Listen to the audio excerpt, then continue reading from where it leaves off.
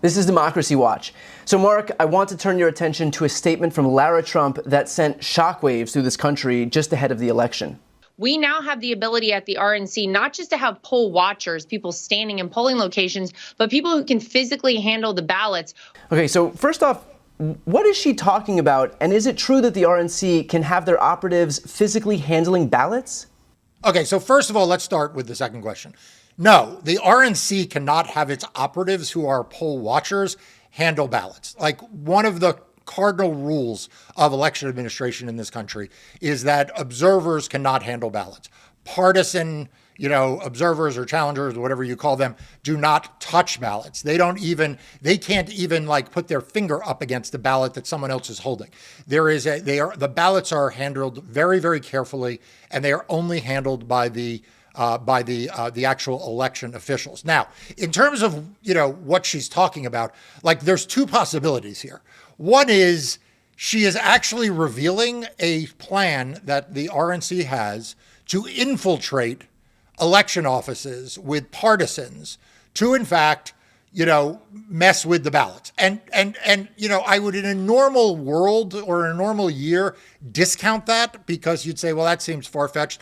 But let's just remember the person, one of the three lawyers that the new chair of the RNC hired, the one that he hired to run the election integrity program of the RNC, she was just indicted in Arizona for election subversion. So it's possible that Laura gave away the goods here, that in fact they are planning to infiltrate elections. The other possibility is that in between her recording sessions and her music career, she just got confused.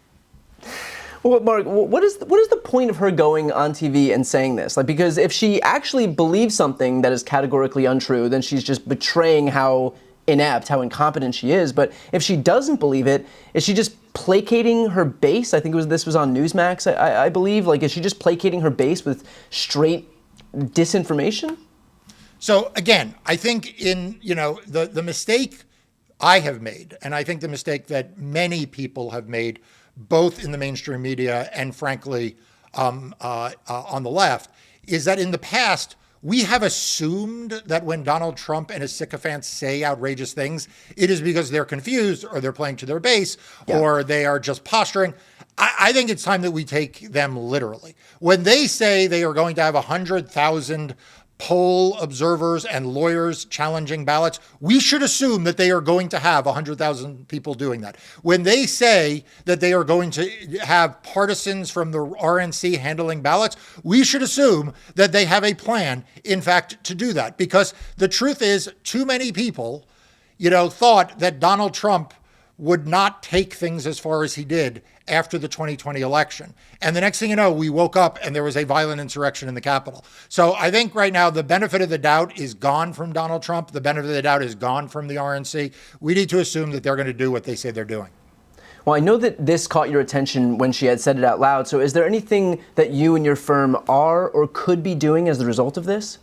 Absolutely. So look, my firm and I, we are already litigating more than 50 cases, voting rights and anti-election subversion cases in more than 20 states. So we are active in court and will continue to be active in court. We monitor what the RNC and right-wing organizations are planning to do, and we are not hesitant to go to court and seek relief if that is appropriate, and we have a good track record of winning.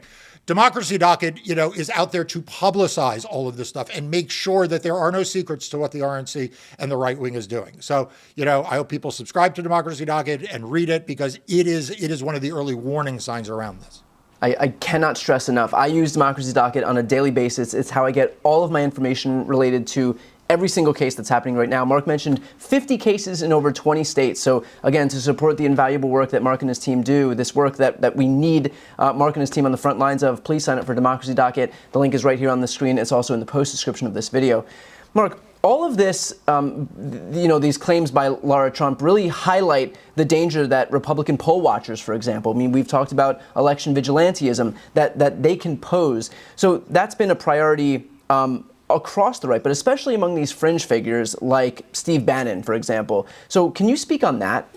Yeah. So first of all, I think we have to stop distinguishing between the fringe the fringe and the mainstream. I mean, Steve Bannon is not somehow disconnected from the mainstream. He was right. I mean, like he was Donald Trump's chief strategist, the chief strategist of the guy who was not only the former Republican president but the current Republican nominee.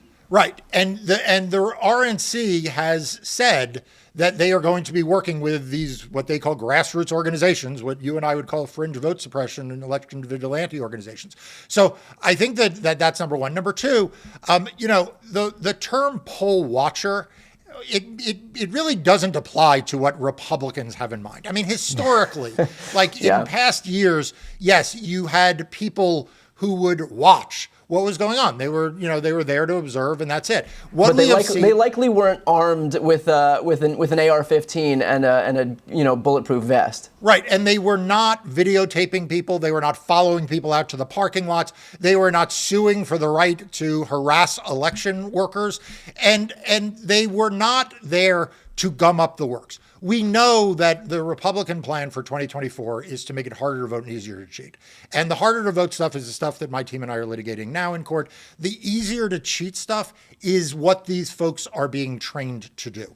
It is to show up and intimidate. It is to show up and delay vote counting. You know, you and I have talked about this before. How many times have we heard them say they think all the ballots need to be counted on election day?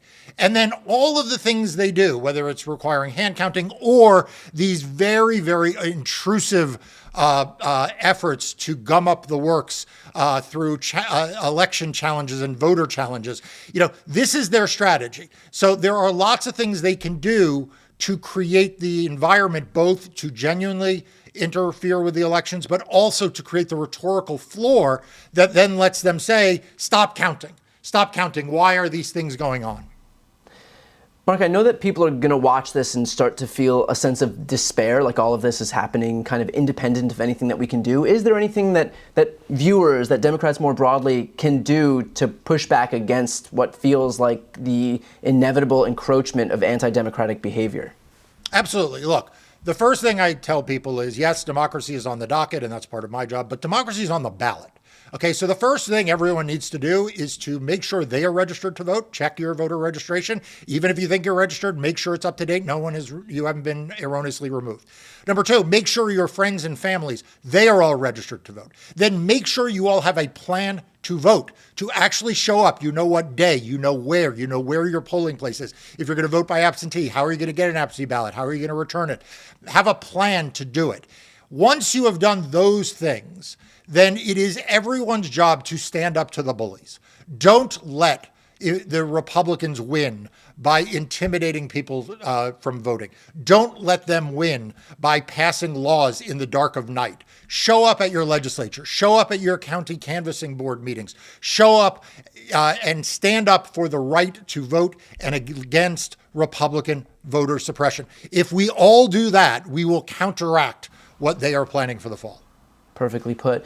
I want to end with this, and I apologize for burying the lead here, but Marc, I want to turn your attention to this moment. We're going to have lawyers in all the major polling locations across the country. We have lawsuits in 81 states right now. We won about a week and a half ago. So there it is. The RNC has lawsuits pending right now in 81 states. I just wanted to check with you and see if D.C. was one of those states, if we had gotten statehood, that maybe all of us missed in between all of the prosecutions and litigation. Puerto Rico, yeah. What do you think about that? What do you think about our new expanded country right now? Look, I think that it goes to show how absolutely made up so many of the things she says are. I mean, they're obviously not 81 states. And they don't have 81 lawsuits, right? Like, I think what she meant to say is that they have filed are currently litigating 81 cases. That's not true. That is a number. Also a lie. It's also a lie that they made up to make the boss, Donald Trump, feel like they are doing more voter suppression than they even are. I think that, maybe she has 81 tracks coming up on her next record album. God help us. Okay, well, with that said, we will obviously stay on top of everything that the RNC continues to do. For those watching right now, if you want to support the invaluable work that Marc and his team are doing in the courts, which clearly is ground zero for all of this, please sign up for Democracy Docket. I'll put the link right here on the screen and also in the post description of this video. I'm Brian Tyler Cohen. I'm Marc Elias. This is Democracy Watch.